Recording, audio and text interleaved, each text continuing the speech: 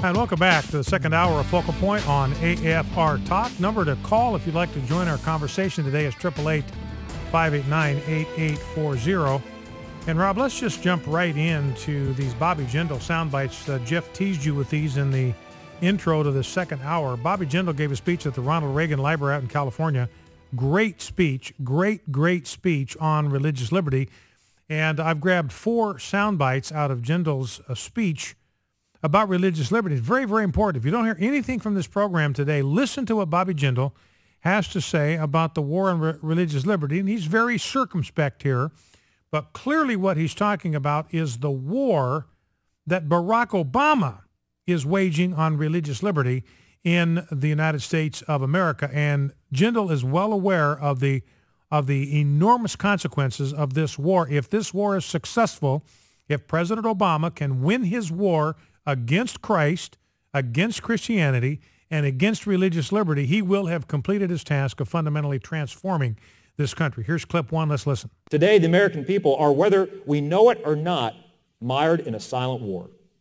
This war threatens the fabric of our communities, the health of our public square, and the endurance of our constitutional governance. It is a war against the propositions in the Declaration of Independence. It is a war against the spirit that motivated abolitionism. It is a war against the faith that motivated the civil rights struggle. It is a war against the soul of countless acts of charity. It is a war against the conscience that drives social change. It is a war against the heart that binds our neighborhoods together. It is a war against America's best self at America's best moments. It is a war. A silent war, but it is a war against religious liberty.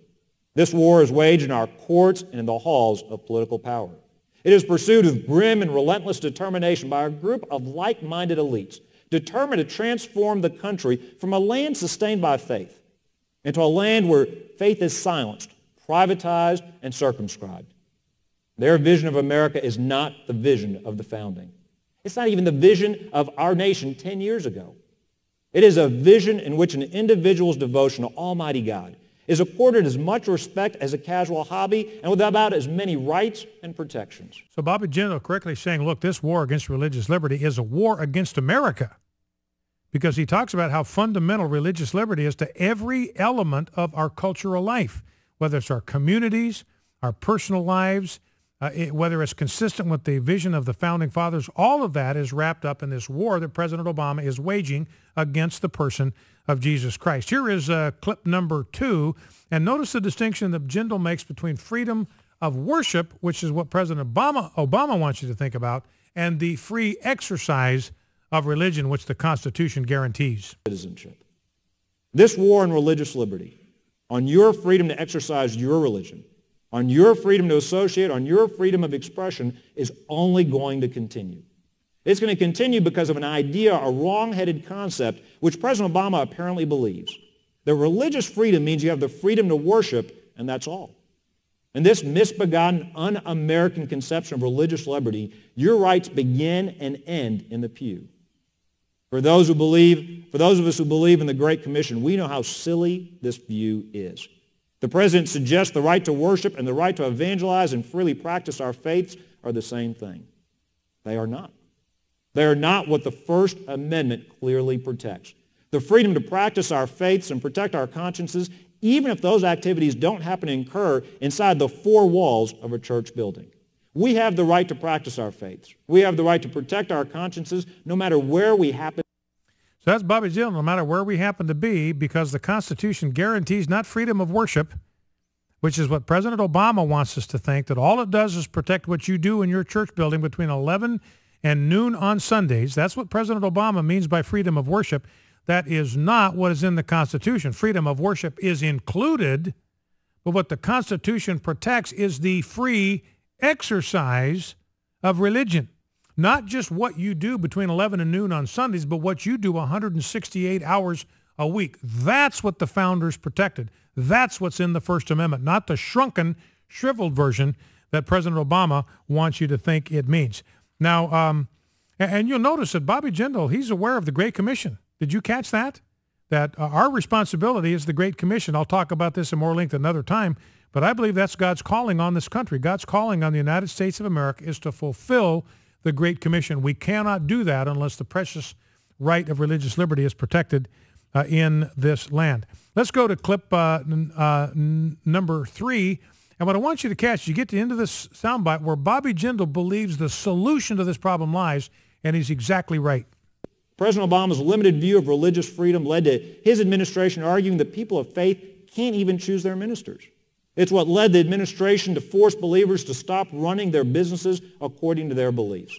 It's what led Illinois lawmakers to attempt to drive religious organizations out of the public square. And these are only the most public and recent examples.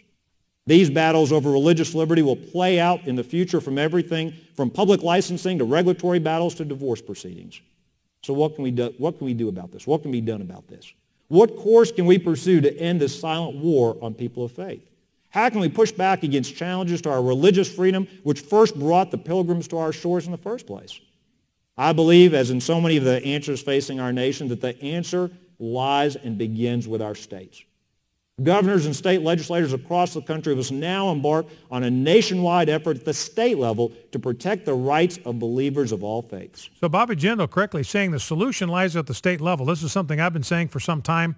I believe, honestly, ladies and gentlemen, I think it's time for us to turn our eyes from Washington, D.C. to our own state governments, our governors and our state legislatures, because if a state governor, for instance, on the marriage amendment, I don't have time to go into this in detail, but if a federal judge tells a state, I'm going to overturn your state marriage amendment, a governor ought to just say, no, we're not going to let you do it. You have no right here. You've got no jurisdiction here. Constitution gives you no right to settle domestic policy, marriage policy for our state. We're just going to ignore you. And we're not going to allow our county clerks to issue marriage licenses to same-sex couples. We're just not going to do it. Go away. Leave us alone. I'm going to uphold the Constitution of the United States and the Constitution of my state. Solution at the state level. Last clip, Bobby Jindal talking again now specifically about Obama and his war on religion. It's stunning to hear the president talk of protecting religious liberty outside the United States, while at the same time his administration challenges and chips away at our religious liberty right here at home. Once again, there's a Grand Canyon-sized difference between what this president says and what he does.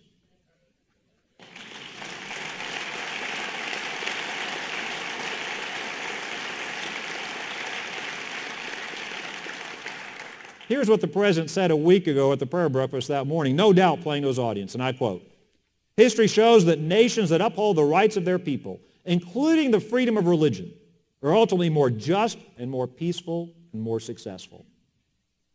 Well said, Mr. President. I couldn't agree more. So I'll leave you with this. The president is very concerned about religious liberty. And also, if you like your religion, you can keep your religion. And let's hope that will always be the case. Glad to take your phone calls, 888-589-8840. Talk about anything that we've talked about. Common Core, our educational system in America. We've talked a little bit about the environmental movement and the hypocrisy of people in the environmental movement, like John Kerry, like President Obama. We've talked here about the absolute centrality of religious liberty to the American experiment, and that you cannot accomplish what President Obama wants to do, fundamentally transform America, without getting rid of religious liberty. Back in 2. Stay with us.